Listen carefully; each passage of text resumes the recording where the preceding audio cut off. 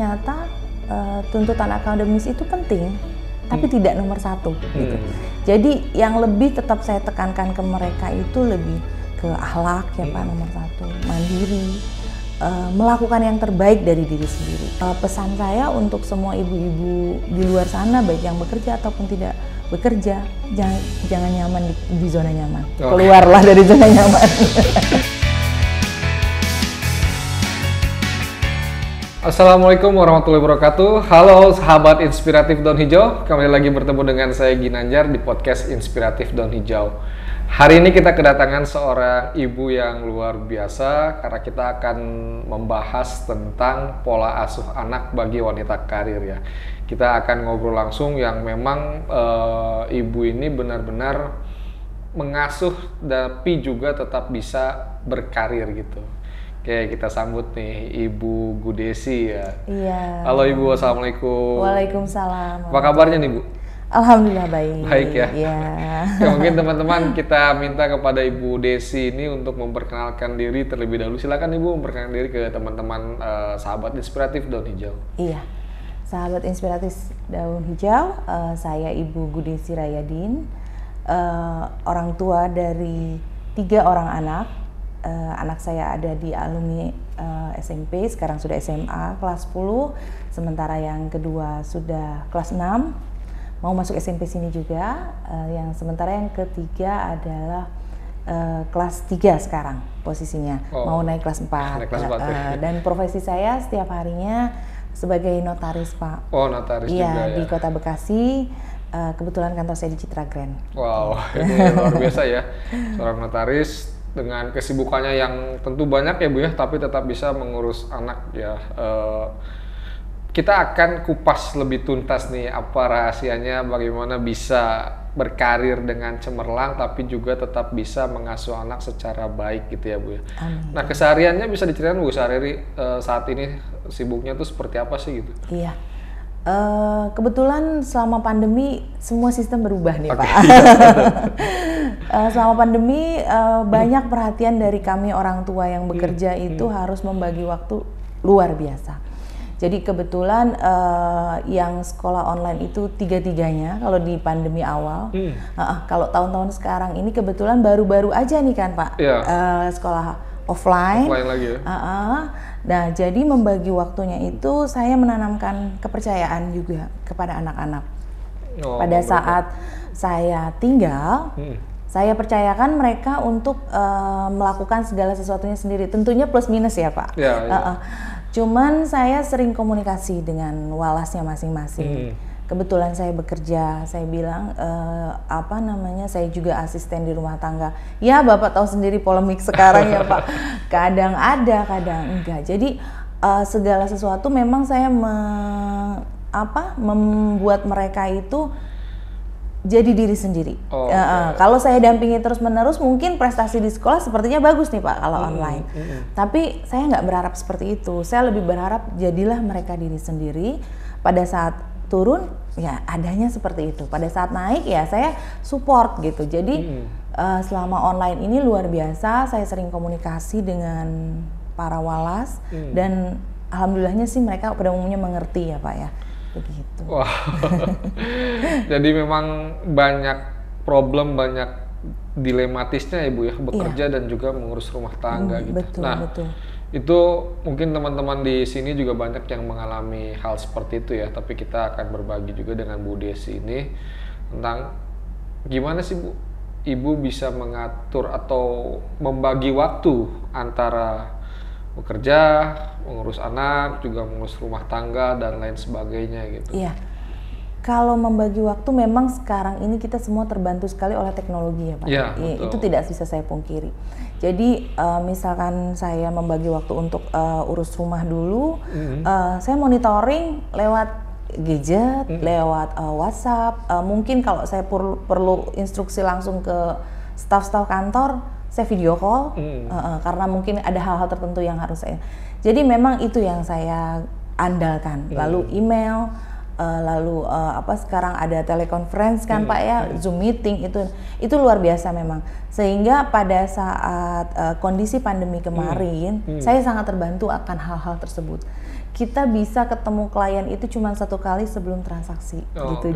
Jadi kita mengandalkan Zoom meeting karena kemarin itu kita sempat semuanya work from home ya Pak dan klien-klien juga banyak yang takut kadang-kadang untuk sekedar bertanya atau ngobrol di satu ruangan. Sehingga kita mengandalkan memang IT, teknologi itu, kita teleconference. Dengan seperti itu sebenarnya hampir menyerupai seperti kita ketemu tatap langsung kan Pak. Jadi sementara anak-anak pun saya perlakukan demikian. Jadi saat saya pergi, saya ada di jalan atau di kantor atau itu saya sangat mengandalkan alat-alat itu. Berarti ini untuk teman-teman sekalian, terutama ibu-ibu ya, ibu rumah tangga, jangan pernah ketinggalan untuk mengenal perkembangan teknologi ya, Bu. Karena teknologi itu membantu sekali ya. Membantu sekali. Bayangkan kalau gaptek atau nggak bisa, bingung ya ngontrol anak-anaknya ya. Pak. Sekarang ada CCTV yang kita bisa kontrol lewat handphone. Jadi hal-hal itu yang membuat kita merasa oke, anak-anak di rumah nyaman, saya kerja bisa fokus. Kita kan kerja itu semua orang mungkin 1-2 jam sekali kita bisa cek ya Pak ya. Iya. Baik kita mengecek orang kantor maupun kita mengecek anak-anak di rumah. Ya berarti meskipun saat bekerja tetap bisa mengontrol anak-anak ya. Kuncinya di situ ya Bu. Bagaimana membagi waktu, misalkan lagi ada waktu kosong di kantor, kemudian bisa mengontrol anak-anak ya. Nah ini menariknya adalah gini Bu, kan anak-anak sering ditinggal tentu kan karena ada urusan pekerjaan dan lain sebagainya gitu. Nah, bagaimana Ibu mengajarkan kepada anak-anak untuk bisa mandiri gitu? Hal-hal apa yang Ibu terapkan di rumah sehingga anak-anak nih Ibu merasa tenang ketika harus meninggalkan mereka di rumah, anak-anak juga bisa melakukannya sendiri gitu. Seperti apa tuh Bu pola asuhnya sehingga anak-anak bisa mandiri gitu? Iya. Yang pertama saya memang mengajarkan mereka terbiasa mengerjakan segala sesuatu sendiri. Lalu biasanya sebelum saya bepergian, saya sudah menyiapkan si A ini urusannya, si B ini. Bahkan kadang-kadang saya list Pak. To-do listnya ada. To-do list. Kamu harus ini, harus ini, harus ini, harus ini. Begitu pula yang kakaknya. Mungkin kalau kakaknya sudah lebih besar, instruksi lewat WA saja kadang-kadang cukup gitu. Nah, kemandirian itu saya bangun memang tidak dengan instan ya Pak. Namanya anak-anak pada saat mereka sudah mandiri sebentar, lalu nanti lalai ya Pak ya. Memang itu kontrol yang saya lakukan nggak putus-putus. Ibaratnya kadang-kadang saya dalam sehari tuh capek banget. Karena yang saya kontrol tuh banyak orang gitu loh. Baik anak kantor, anak sendiri gitu. Saya sendiri juga kadang-kadang ada urusan lain gitu di luar itu. Jadi memang itu saya atur sedemikian rupa sehingga pada saat saya meninggalkan rumah, saya berpesan tidak sembarangan orang masuk. Contohnya misalkan kalau ragu lebih baik telepon saya sering bilang begitu. Saya bilang selalu kunci depan rumah karena tinggal di seputar Cibubur ini juga terlihat seperti aman-aman saja, tapi prakteknya tetap aja Pak ya.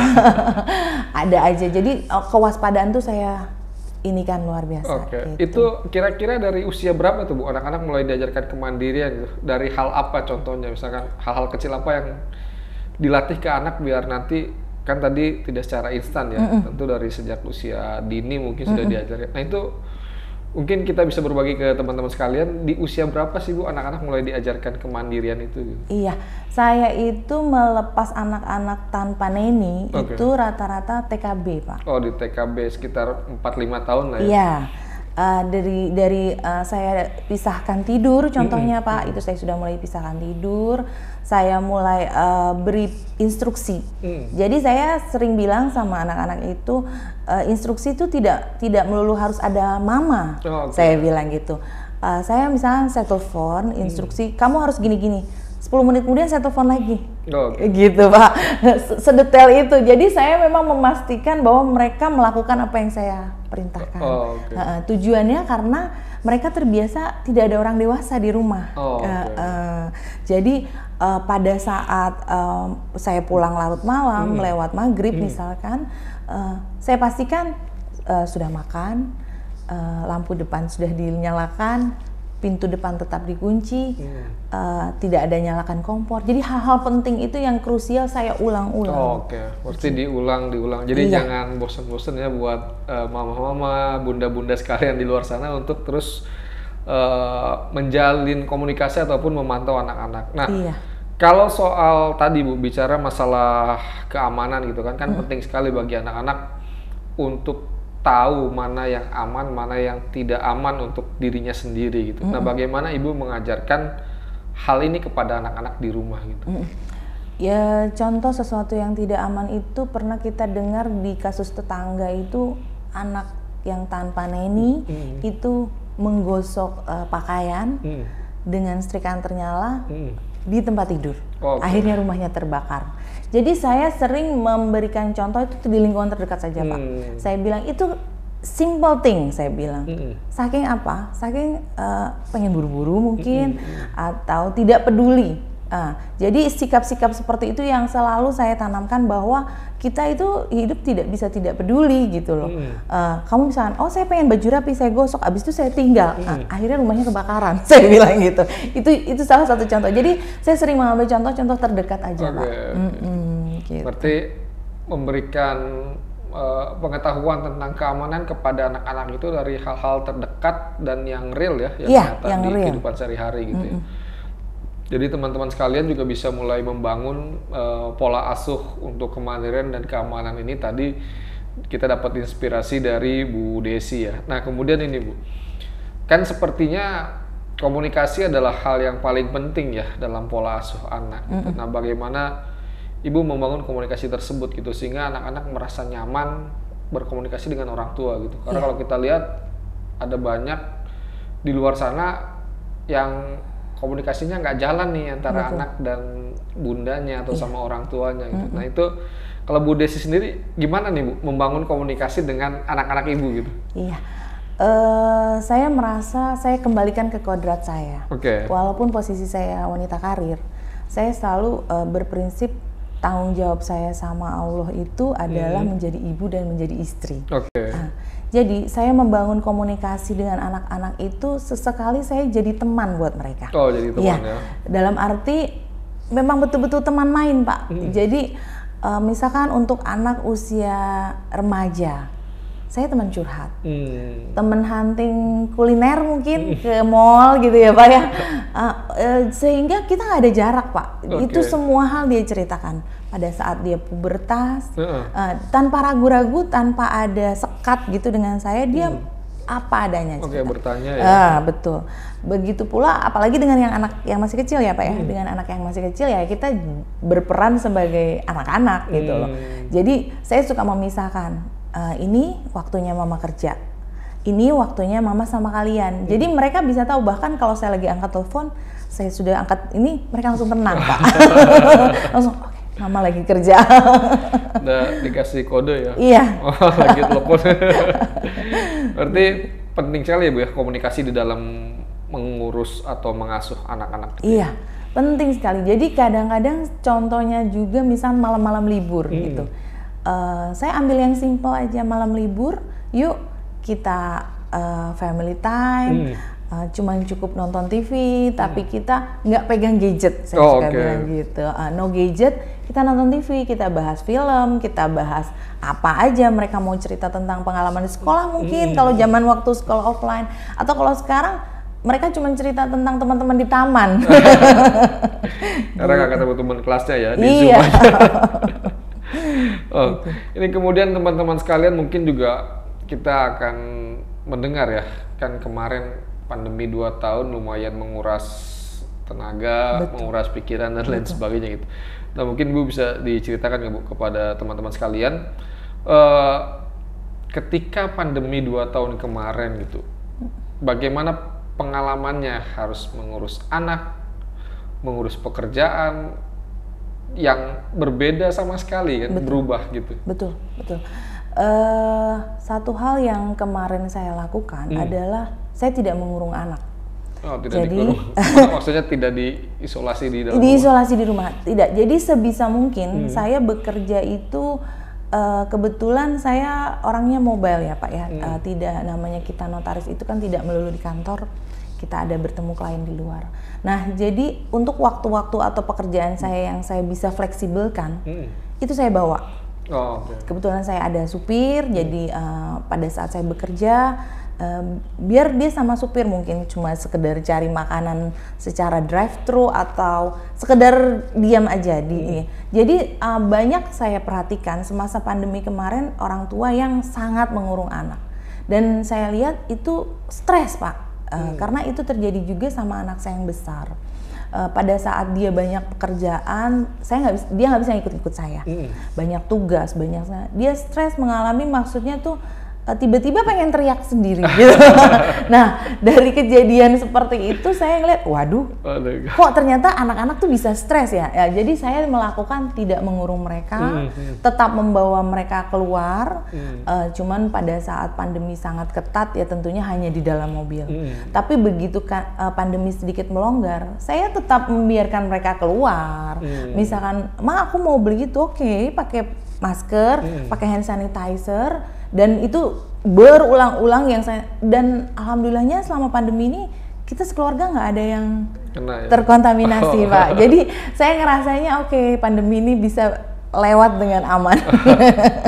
Artinya kemudian selama pandemi sekolah hampir 2 tahun ya, online itu kan tadi terbantu dengan teknologi, kemudian juga memberikan ruang kali ya ke anak-anak untuk bisa bergerak keluar, tidak melulu di dalam rumah ya. Iya, betul. Oke. Kemudian ini Bu, selama pandemi kan sekolahnya online. Bagaimana dengan sistem di sekolahnya anak-anak itu, terbantu atau tidak Bu?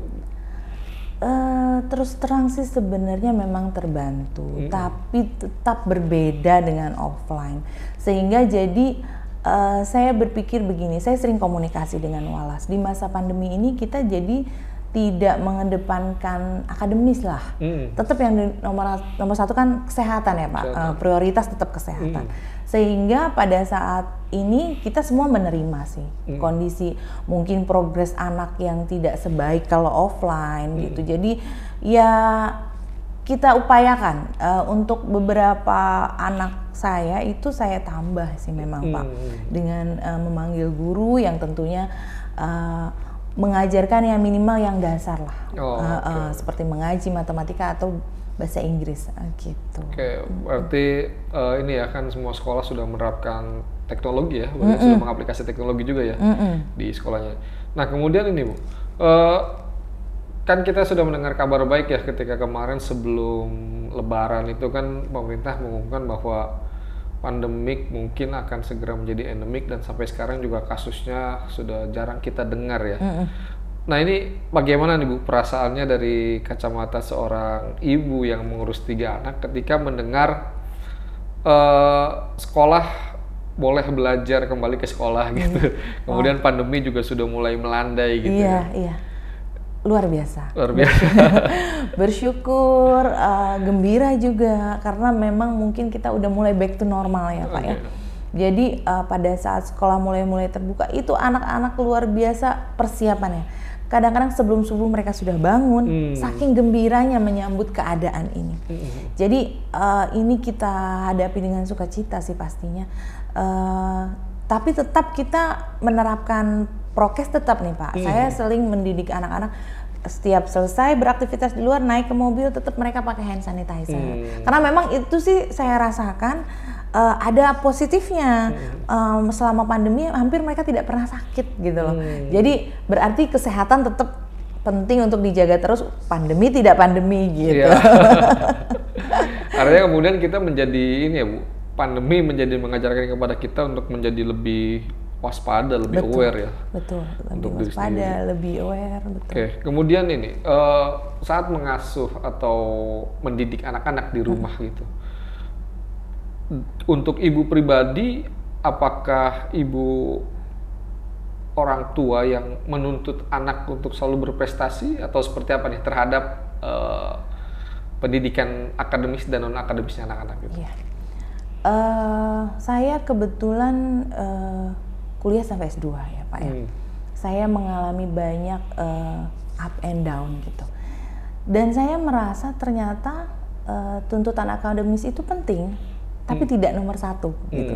Jadi yang lebih tetap saya tekankan ke mereka itu lebih ke akhlak ya Pak, nomor satu, mandiri, melakukan yang terbaik dari diri sendiri. Karena melulu juara pun belum berarti orangnya pasti sukses nanti di kemudian hari. Nah, saya merasakan itu, ternyata fokus itu ada momennya. Misalkan di level-level SMA, kuliah, saat kita fokus, tahu tujuan kita, tercapai kok gitu loh, saya bilang gitu. Karena saya itu termasuk kuliah S2 di saat sudah menikah dan punya anak. Jadi mereka melihat gimana perjuangan saya. Jadi saya tidak idealis kalau sebagai orang tua. Mereka bisa mengikuti, berprestasi, itu sudah alhamdulillah. Prestasi itu bonus buat saya. Jadi kalau anaknya jadi pinter di akademis, saya bersyukur sekali ya Pak ya. Tapi yang lebih penting itu tetap lebih ke pribadi anaknya. Pribadi anaknya. Kalau dia bisa mandiri, bisa tanggung jawab, dia jujur gitu. Saya udah luar biasa karena pinter kalau nggak jujur juga. Ini ya, jadi saya tuh menyeimbangkan lah intinya Pak. Jadi saya tidak menuntut, tapi kebetulan anak saya yang besar juga berprestasi, masuk sekolah tanpa tes contohnya. Itu saya syukuri sekali. Tapi dia tahu betul bahwa saya tidak pernah menuntut gitu. Karena saya pernah melihat beberapa teman yang sangat menuntut terhadap anak-anaknya. Pada saat anaknya dapat nilai jelek, down, luar biasa downnya, nangis, terus mengurung diri. Saya bilang itu bukan contoh yang baik. Saya bilang kenapa? Karena dalam hidup itu tidak selalu bagus kan Pak. Kita selalu ada naik turun naik turun. Kalau kita terbiasa mengalami naik turun itu tidak selalu senang.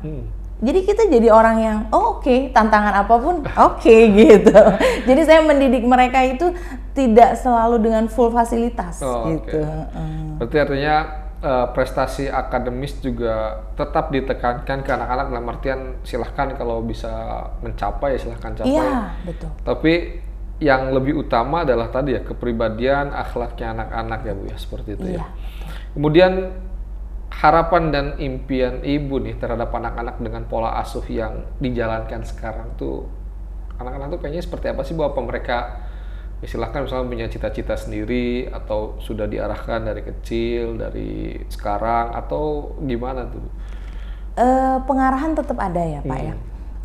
Saya dari kecil itu mendidik mereka itu memang saya arahkan ini anak cocoknya seperti apa gitu. Cuman pilihan di ending tetap saya berikan gitu. Jadi pengarahan itu saya arahkan. Saya memberikan contoh. Misalkan untuk anak saya yang perempuan, saya bilang lihat mama berkarir, mama urus kamu. Apa jadinya kalau mama hanya berkarir? Pasti anaknya mohon maaf nih, bisa ada yang narkoba ya Pak ya, atau ada yang salah gaul nih. Nah itu bukan cita-cita semua ibu pastinya. Jadi gimana caranya kamu jadi perempuan yang multi talent, saya bilang gitu.